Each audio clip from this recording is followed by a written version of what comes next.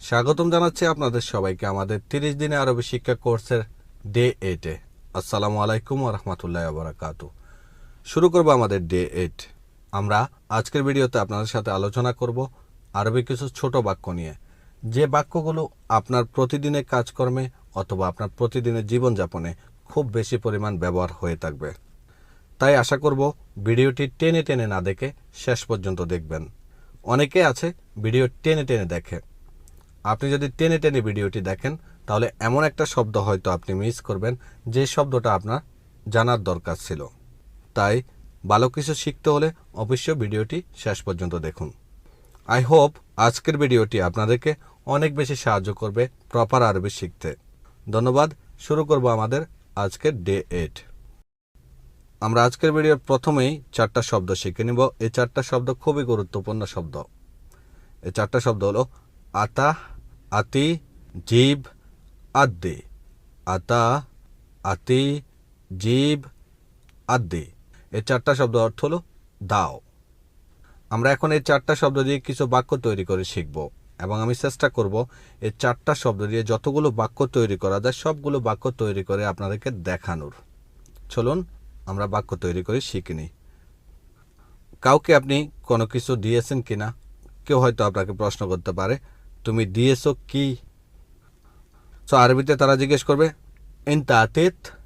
এন্তা আতিত এর অর্থ তুমি দিয়েছো কি। এটা প্রশ্নবোধক। আতিত এর অর্থ হলো দিয়েছো কি। আতিতু এর অর্থ হলো দিয়েছি। আর যদি আপনি দিয়ে থাকেন তখন বলবেন আনা আতিতু, অর্থ আমি দিয়েছি। আতিতু দিয়েছি। আবার আপনি চাইলে এইভাবেও বলতে পারেন আনা আদ্দিতু। আনা আদ্দিতু এর অর্থ আমি দিয়েছি। আপনি কোনো কিছু দিয়ে দিয়েছেন অথবা দেওয়া হয়ে গেছে তখন আপনি বলবেন আনা জিবতু খালাস। আনা জিবতু খালাস অর্থ আমি দিয়ে দিয়েছি। জিবতু এর অর্থ হলো দিয়েছি। খালাস সাধারণত শেষ বা কমপ্লিটকে বোঝায়। আতিনি জিবনি। আতিনি জিবনি এর অর্থ হলো আমাকে দাও। কোনো কিছু আপনি চাচ্ছেন কারো কাছে তখন বলবেন আতিনি অথবা জিবনি। আবার আপনি চাইলে আদ্দিনি শব্দটাও ব্যবহার করতে পারেন। আতিনি, আতি শব্দ অর্থ দাও। নি, এখানে নি শব্দ অর্থ হলো আমাকে। কোনো শব্দের পরে যদি নি শব্দটা যুক্ত থাকে তখন এর অর্থ হবে আমাকে। সো এখানে আতিনি অথবা জিবনি অর্থ আমাকে দাও। নি এর অর্থ এখানে আমাকে। জিবো এর অর্থ হলো দিয়ে দাও। কোনো কিছুর সাথে নিতে চাচ্ছেন, কাউকে বলতেছেন আমার সাথে দাও, তখন আরবিতে বলবেন জিব মা আনা। জিব মা আনা অর্থ আমার সাথে দাও। অথবা একেবারে সহজভাবে বলতে পারেন জিব সাওয়া সাওয়া আনা এর অর্থ আমার সাথে দাও। সাওয়া সাওয়া শব্দের অর্থ হলো সাথে।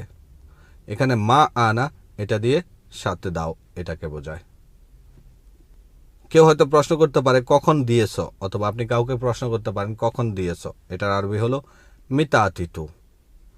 মিতা আতিতু অর্থ কখন দিয়েছ। মিতা, মিতা শব্দ অর্থ হলো কখন।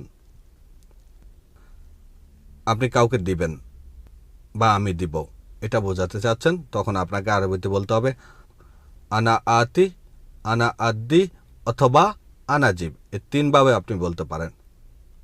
অর্থ আমি দিব। আনা আতি, আনা আদ্দি অথবা আনাজিব।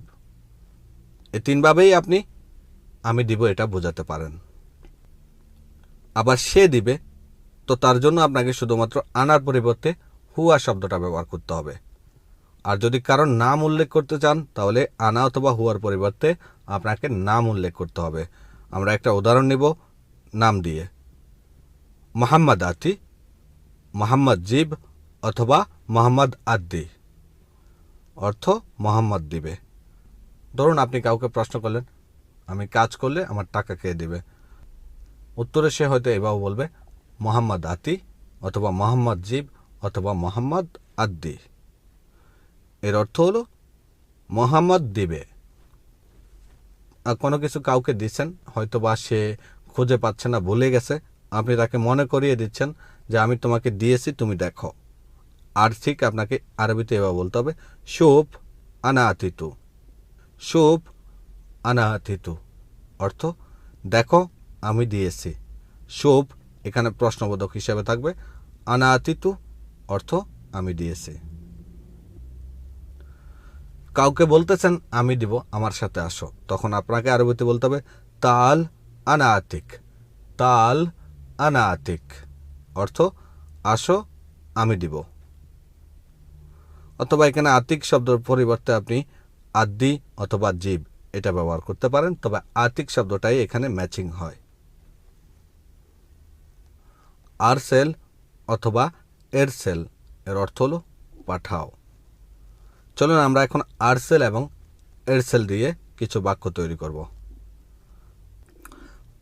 আবার আরসালাত। আরসালাত শব্দ অর্থ পাঠিয়েছি অথবা পাঠিয়েছে। কেউ পাঠিয়ে থাকলেও আরসালাত শব্দটা ব্যবহার করবেন, আবার কারোর জন্য পাঠিয়ে থাকলেও সেখানেও আপনাকে আরসালাত শব্দটা ব্যবহার করতে হবে। আবার আপনি আরসেল তু এটাও ব্যবহার করতে পারেন। আরসালাত আরসেল তু এ দুটার অর্থ একই। আরসেল তু এটার অর্থ পাঠিয়েছে। আবার যদি কাউকে বলেন যে পাঠান অথবা আমি পাঠাবো, পাঠান অথবা আমি পাঠাবো, এটার জন্য আপনাকে ব্যবহার করতে হবে এর সালুন। এর সালুন অর্থ পাঠান অথবা পাঠাবো, এর সালুন। ওরসিল। ওরসিল শব্দ অর্থ হলো পাঠাবো। ওরসিল এর অর্থ হলো পাঠাবো। ধরুন আপনি বাড়িতে টাকা পাঠাবেন, তখন আপনি কাউকে বলতেছেন যে আমি বাড়িতে টাকা পাঠাবো, আরবিতে বলবেন আনা ওরসিল ফুলুস বেত। আনা ওরসিল ফুলুস বেত অর্থ আমি বাড়িতে টাকা পাঠাবো। অথবা আনা ওরসিল ফুলুস বিলাদ।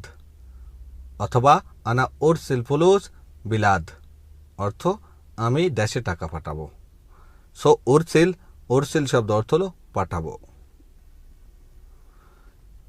ধরুন আপনাকে কারো কাছে কেউ পাঠাইছে, ধরুন আপনার মোহাম্মদকে দিয়ে আমরা উদাহরণ দেব। মোহাম্মদ আপনাকে পাঠিয়েছে কারো কাছে, তখন ওই লোকটা হয়তো আপনাকে প্রশ্ন করলো তোমাকে কে পাঠিয়েছে, তখন আপনাকে উত্তরটা ঠিক এভাবে দিতে হবে, মোহাম্মদ আরসেলনি লাক। মোহাম্মদ আরসেলনি লাক অর্থ মোহাম্মদ তোমার কাছে আমাকে পাঠিয়েছে। মোহাম্মদ আরসেলনি লাক অর্থ মোহাম্মদ তোমার কাছে আমাকে পাঠিয়েছে। আবার চাইলে একেবারে সহজভাবে বলতে পারেন মোহাম্মদ আরসেল আনা মিন্নাক অর্থ মোহাম্মদ আমাকে তোমার কাছে পাঠিয়েছে। মোহাম্মদ আরসেল আনা মিন্নাক অর্থ তোমার কাছে আমাকে পাঠিয়েছে। আপনি কারো কাছে ওয়াদা করলেন আমি তোমার কাছে পাঠাবো, কাউকে পাঠাবেন, তখন আপনাকে বলতে হবে আনা আরসেলাক অর্থ আমি তোমার কাছে পাঠাবো। আনা আরসেলাক অর্থ আমি তোমার কাছে পাঠাবো। আরসেলাক এর অর্থ হলো তোমার কাছে পাঠাবো। আনা এর অর্থ হলো আমি। আমাদের এরপরের শব্দটা হলো হাদি। হাদি শব্দ অর্থ হলো ওই, আর হাদা এর অর্থ হলো এই। হাদি এর অর্থ হলো ওই, হাদা এর অর্থ হলো এই। আমরা একটা ছোট্ট বাক্য দিয়ে উদাহরণ দেব, এনতাক বা হাদা উল্লাহ হাদি। এনতাক বা হাদা উল্লাহ হাদি অর্থ তোমার কি এটা লাগবে না ওইটা লাগবে। উত্তরটা হয়তো এমন হতে পারে লা মোহাদা আকবা হাদি। লা মোহাদা আকবা হাদি। আর যদি কুয়েতের হয়ে থাকেন আপনি, তাহলে বলবেন লা মোহাদা এবি হাদি। না এটা না ওইটা লাগবে। ধন্যবাদ বন্ধুরা, ধন্যবাদ আপনাদের সবাইকে এতক্ষণ সময় নিয়ে আমাদের সাথে ভিডিওটি দেখার জন্য। পরবর্তী ভিডিও দেখার আমন্ত্রণ জানিয়ে আজকে এখানে শেষ করতেছি। ভালো থাকবেন, সুস্থ থাকবেন, আল্লাহ হাফেজ, আসসালামু আলাইকুম।